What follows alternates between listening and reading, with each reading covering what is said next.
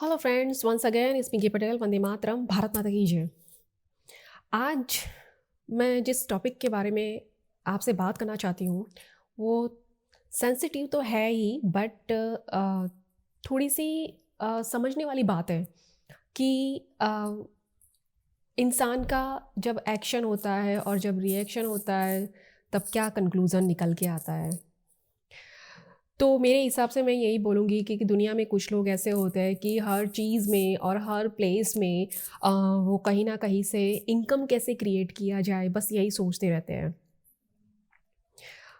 Because recently हमने देखा present timing में कि जैन समाज के लिए जो आवाज़ उठी, देश के सारे जैनों ने जो सड़कों पे उतर के जो प्रोटेस्ट किया, जो विरोध किया, अपनी बात रखी, वो बहुत ही सराहनीय है।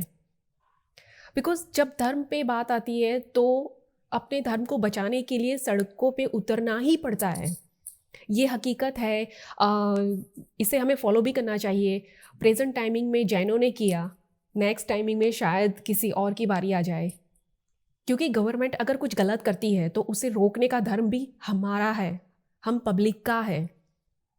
और हमने वो ताकत देखी भी, जो विरोध था सरकार के प्रति वो देखा भी और सरकार उसके सामने झुकी भी। मेरा कहना यहाँ पे ये है कि देखो, गवर्नमेंट एक ऐसा सिस्टम है, कुछ लोगों से बना हुआ सिस्टम। उसमें कुछ लोग सेवा भाव से आते हैं कि प्रजा की सेवा करेंगे, और कुछ लोग ऐसे होते हैं जो पैसा कमाने के लिए आते हैं। और उनमें उन्हीं में से कुछ लोग ऐसा सोचते हैं कि चलो यहाँ पे जनसंख्या ज़्यादा आ रही है, ज़्यादा भीड़ भाड़ है, तो उसको हम पर्यटक स्थल या तो फिर टूरिस्ट प्लेस हम घोषित कर दें तो गवर्नमेंट को और इनकम से इनकम मिलेगी, बहुत सारे लोग अट्रैक्ट होंगे। बट गवर्नमेंट को ये सोचना चाहिए कि धार्मिक स्थल को आप ऐसे टूरिस्ट प्लेस घोषित नहीं कर सकते। ये जिस किसी ने इंसान ने सोचा, हालांकि हमें पर्टिकुलर पता है किसने सोचा, किसने अर्जी की, किसने ये मतलब याचिका की कि जैन समाज के इस पवित्र स्थल को, इस महान पर्वत को, जिसकी आदिवासी भी पूजा करते हैं, उनके लिए तो वही भगवान है, तो उसको टूरिस्ट प्लेस घोषित कर दिया जाए। जैन समाज एक ऐसा समाज है जो दान, पुण्य, दया, मुक्ति, मोक्ष ऐसी चीज़ों में बिलीव करता है। वो इतनी उदारता से भरे हुए हैं कि जीवन के सारे सुख सुविधाओं के त्याग करके भी वो एक साधु संत और साध्वी की तरह जीते हैं।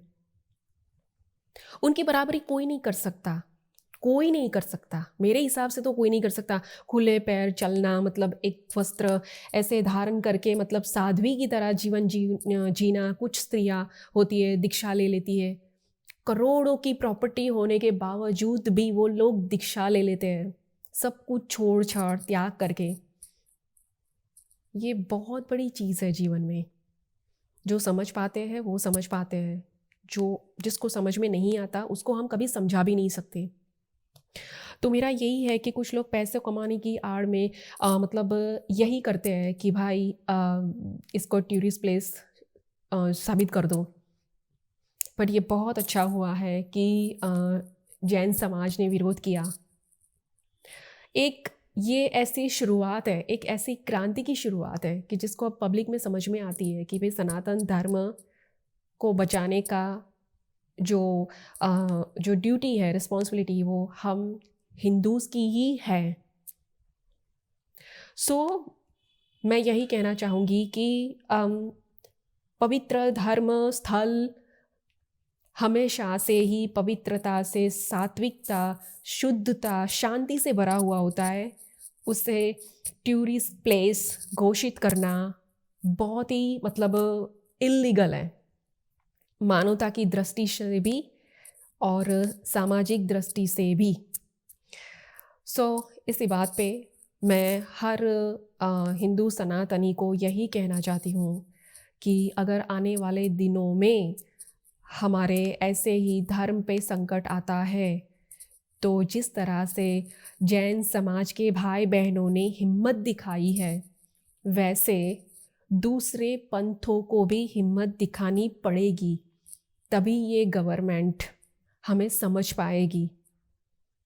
जय हिंद, वंदे मातरम, भारत माता की जय। अगर आपको मेरे विचार अच्छे लगते हैं तो प्लीज़ उसे स्प्रेड कीजिए, मेरी चैनल को सब्सक्राइब कीजिए। Thank you so much for listening.